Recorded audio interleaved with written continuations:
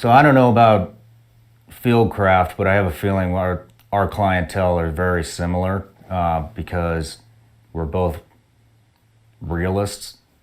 And I would say the majority of my clients, not all of them, but the majority of them think that they need to be prepared for something. And you guys are big in the prepping world as well. They think something might happen, not necessarily the end of the world, but they just want to be ready in case of a natural disaster, an EMP. There's 1,000 different scenarios. What would you say for somebody that's completely green? They don't know how to shoot, they don't own a gun, they don't have food storage, anything. What would you say the number one priority would be? Where do they start? The number one priority for me is personal defense, because, the first principle of patrolling is security. And if you can't secure yourself, you can't secure your family, you can't defend your life, you can't defend your family's life. So I would say it starts with a personal decision to buy a firearm, learn how to utilize a firearm, and carry that firearm daily.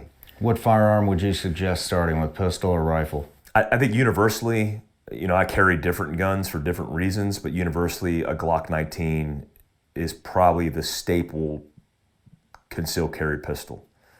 In contracting, we carry Glock 17s typically, but Glock 19s is the right frame size for most. It's the right size frame for concealment. It has the most accessories per gun in the industry.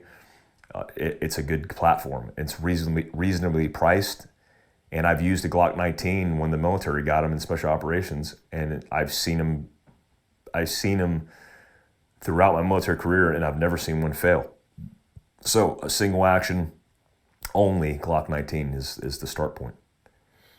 I would definitely agree with that. It's like the Toyota Corolla of handguns. Yeah, absolutely. They just never die. Yeah, 100%. But and then so next would be, so you would say pistol and then move on to rifle? No, the next priority for me is med. Med? Med, absolutely. 30,000 people a year die in vehicle accidents. I wonder how many of those could have been prevented. 400 idiots a year fall out of their tree stands and hunting and break their legs and do dumb shit. So we're prone to accidents. We're prone to trauma. And I've treated trauma in real life. I've saved people's lives with tourniquets.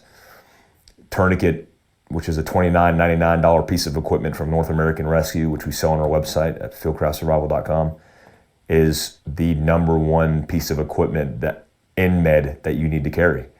Stopping an extremity wound, a traumatic bleed from a femoral or brachial artery is life-saving. If you don't do that, you simply just go to sleep and die. Are you guys teaching meds? We absolutely do, yeah. We teach TCCC, Tactical Combat Casualty Care, which we were required by our contract to train.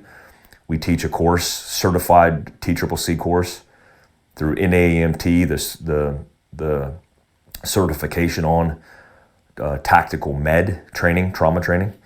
I just taught a CPR lifesaver course at my Tribe Expo recently. So we frequently teach med, and I expect that if in contracting in austere environments, we're required to carry a tourniquet based on our own understanding of what we could run into, that a civilian should do the same. Whether that's inside your waistband, because we do sell an inside the waistband tourniquet holder, or that's inside of a bag or inside your vehicle, somewhere within arm's reach, where if you're experiencing trauma, you could save your life. Interesting. So number 3, what would the number 3 thing be? We got pistol, we got med. If we're talking equipment-specific things that you need to carry, the next piece of equipment would be the way in which you carry it, which would be the bag in which you carry. A lot of people don't think about it, but the extension of your capability of what you can carry on your person is limited. Mm-hmm. You can only fit so much shit in your pockets and your pants. And if you have a bag, meaning an everyday carry bag. That might be your purse, your MERS, your European man satchel. It sets you up for an extended capacity. That's how we look at vehicles. I mean, if I have a med kit in my back pocket, that's a minimalist, low vis med kit. Well, I want my fucking car to be an ambulance. I want there to be enough med equipment to treat my family, myself, and then you upgrade that to your house as well. I want a damn hospital at my house. So having the ability to carry all their stuff is super important. And in that bag, I would definitely include a survival kit, a modern survival kit that has the staples of survival, including the ability to contain water, purify water, start a fire, signal, communicate potentially, SAT, iridium, VHF, UHF, the list goes on. Gummy bears that are fat-free, that have lots of carbs, lots of sugars, lots of calories. They're survival bears. That's what we call them. They're survival bears. Yeah.